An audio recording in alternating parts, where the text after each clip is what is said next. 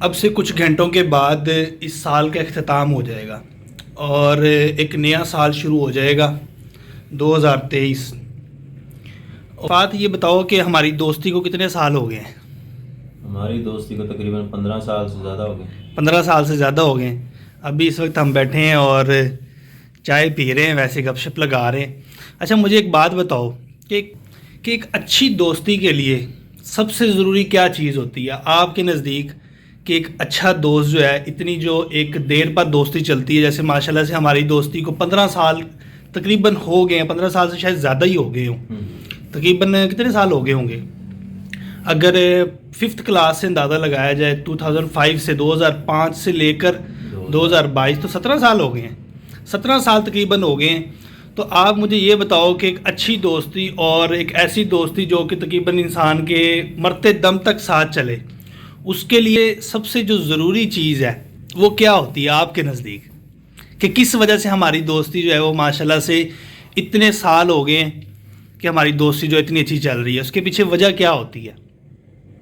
سوال ویسے بڑا مشکل پوچھ لیا کہ اب سوچ میں پڑ جاتا ہے بندہ کہ کون سی ایسی بات بتاؤں جس کو دیکھ کے میں کہوں کہ ہماری نہیں، کوئی 2-3 چیزیں ہوتی ہیں کوئی بھی دوستی، ہماری دوستی کے علاوہ اور بھی بہت سارے لوگ ایسے ہوتے ہیں جن کی دوستی بڑے بڑے سالوں تک اور مرتے دم تک ساتھ چلتی ہے۔ اس کو میں اگر ہم اپنی دوستی کی بات کریں نا، اس میں مجھے جو نظر آتا ہے نا وہ یہ ہے کہ سب سے پہلے انڈرسٹینڈنگ، ایک دوسرے کو اچھے سے سمجھنا۔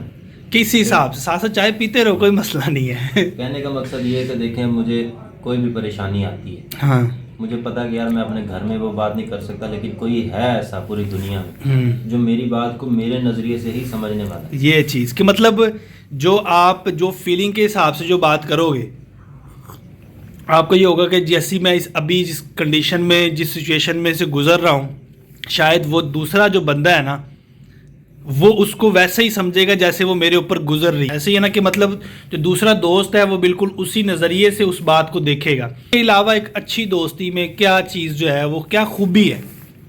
مخلص ہونا، اس کی کیا کہتے ہیں، اس کا راز رکھنا، یا اس کی مصیبت کو سمجھنا، یا کبھی کبھار تو اس طرح بھی ہوتا ہے، ضروری نہیں ہے اچھی دوستی کے لیے آپ کا۔ کافی لوگ یہ سمجھتے ہیں کہ اچھی دوستی وہ ہے کہ ڈیلی ملنا، ڈیلی گپ شپ ہونا، اور اگر بیچ میں سے اگر مہینہ 2 مہینہ 4 مہینہ گیپ آ گیا تو مطلب وہ دوست نہیں رہا، اب اس کے ساتھ وہ کنیکشن نہیں ہے۔ ہمارا جو ہے اس طرح نہیں ہوا، ہمارا تو بیچ میں سے کئی سال بھی بات نہیں ہوئی۔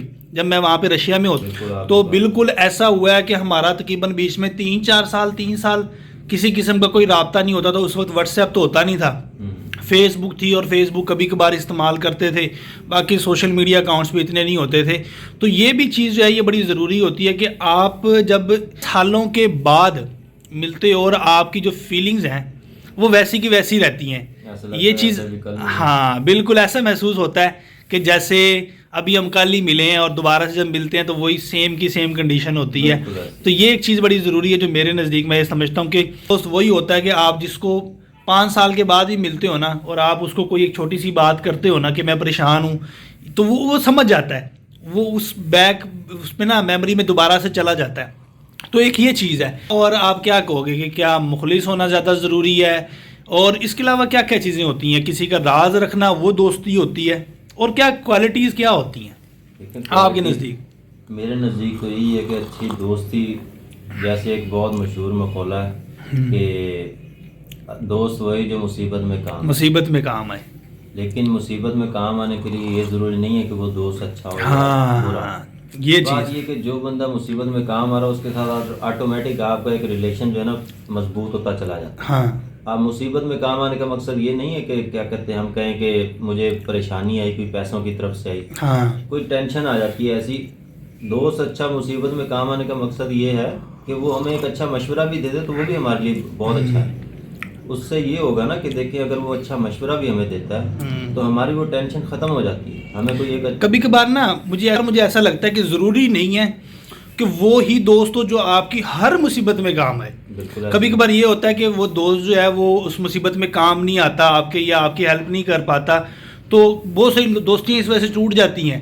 اس وجہ سے ٹوٹ جاتی ہیں کہ یار اس نے مجھے یا میرے کام نہیں آیا، میری مصیبت اس نے سمجھی نہیں۔